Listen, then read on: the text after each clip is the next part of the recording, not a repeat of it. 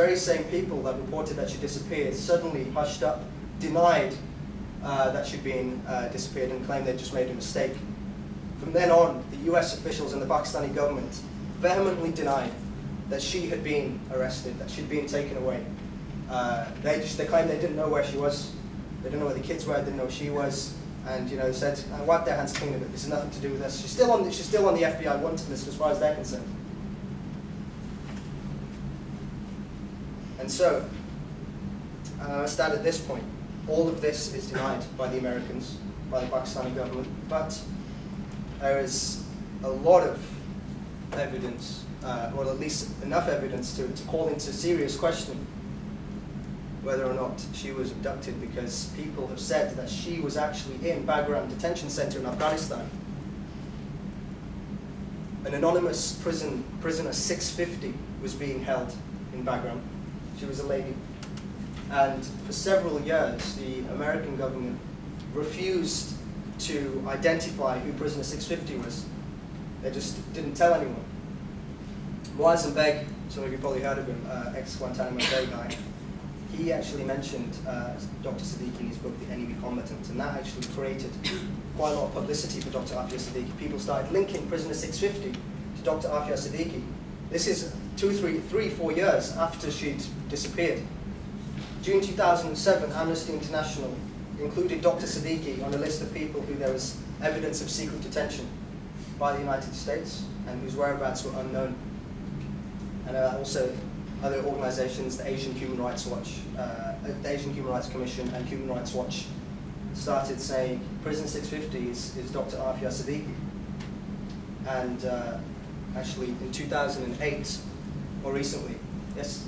Sorry, can I just ask, do you know what Mozambique actually said in his book, or did you just mention I haven't read it, to be honest.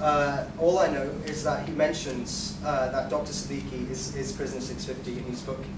But that was, in a way, sort of a turning point, because that's when people started asking questions. Or maybe she is, and there's a bit of an investigation going on with the human rights organizations.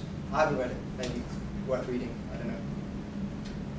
But also, Binyan Muhammad, who's been in the media recently, who had been incommunicado for all this time, who wouldn't have known about any of the publicity around Dr. Aafia Siddiqui, actually last year came out and said, because he'd been in Bagram, he said, yeah, I've seen prisoner 650. And that picture you have of Dr. Aafia Siddiqui was her, I'm sure of it. So, people inside the institution were saying, it's Dr. Aafia Siddiqui. Meanwhile, the Americans and the Afghan government said, we don't know where she is. She's still wanted as far as we're concerned. She's not in Bagram. No knowledge of her whereabouts.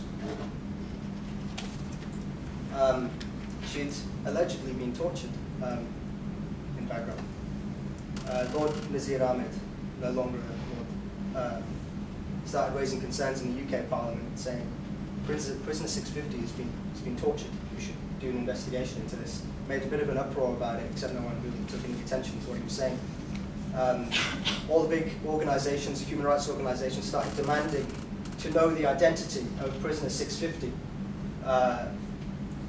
It reached a bit of a climax. A lot of people were saying, who is she? There's a lot of press conferences. Yvonne Wrigley took it on her shoulders to make a big deal of this. Toured around a lot of Pakistan, did a lot of research, talking to people who knew her, and called for help to say prisoner 650 is Dr. Aafia Siddiqui. She coined the term the Grey Lady because that's what people described her as being, the Grey Lady of Bagram. I call her the Grey Lady because she is almost a ghost, a spectre whose cries and screams continues to haunt those who have heard her. That's what she was saying. US and Afghan governments still deny anything. Nothing. This might be a good time to show the clip. How do I do that? How do I do that? We have a statement from Yvonne Wrigley. It's just, how long is it? Okay. In search of prisoner 650. Don't know if the internet is working. Does it sound good?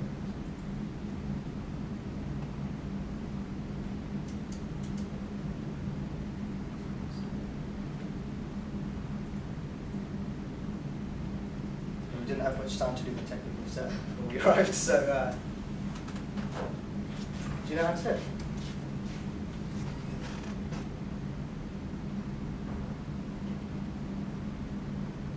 Is it this?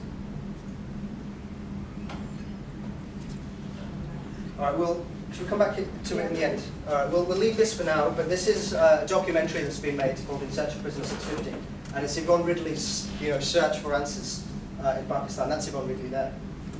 This is actually just a trailer, so it's something that's worth watching. I'll pin myself.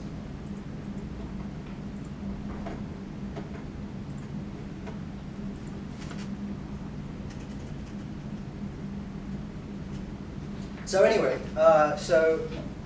it reached a climax. All these organizations were saying, who is prisoner 650? And I assume the American government and the Afghan government was kind of under pressure to identify who she is. And this is when the strangest thing happens. She resurfaces in the Ghazni province in Afghanistan. Now you've got to remember, they denied that they knew anything about her. Except now, suddenly, on July the 17th, 2008, they claim that they found her with her eldest son, 12 years old at that time, trying to blow up a government building in Ghazni. And I've included over here what they found in her handbag, allegedly. And I want to read that out to you because it's quite hilarious. They found in her handbag documents describing the creation of explosives, chemical weapons, Ebola, dirty bombs, radiological agents, handwritten notes referring to mass casualty attacks, listing US locations and landmarks, State Building, Statue of Liberty, Wall Street, Brooklyn Bridge, and New York City subway system. Documents detailing US military assets, excerpts from the anarchist arsenal. Remember, she bought that back previously.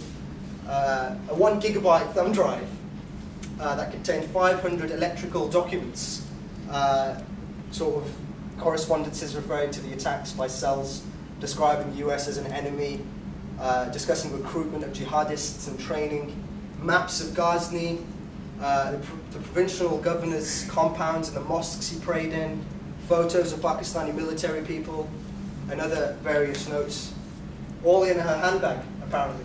It must have been a massive handbag, because it just seems incredible that, I mean, just follow the train of thought. I mean, let's put ourselves in this hypothetical aafia siddiqui. I mean, you're going to go and blow up the government compound of, Governor of Ghazni.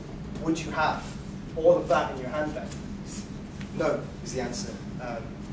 That's what they claim. And again, she has never been charged with this. I'll come to that in a second. Because after they found her, they arrested her for the first time now. Arrested her and detained her in an Afghan police station. Apparently, now they found her in an extremely withered condition, extremely skinny, and she's only 5 foot tall herself anyway. A day after she'd been arrested, they allege that two FBI agents, a US Army warrant officer and a US Army captain, arrived in Ghazni at the police station to interview her. And this is what they say. They came into the meeting room, and the meeting room was divided by a curtain.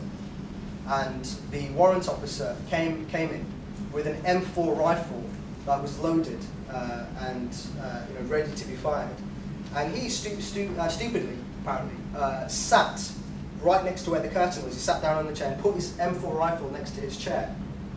And suddenly, because they didn't realize that Aafia didn't have any handcuffs on, she jumps out from the curtain, grabs the M4 rifle, and tries shooting the warrant officer from this range, Except she missed, and the army captain shoots her in the torso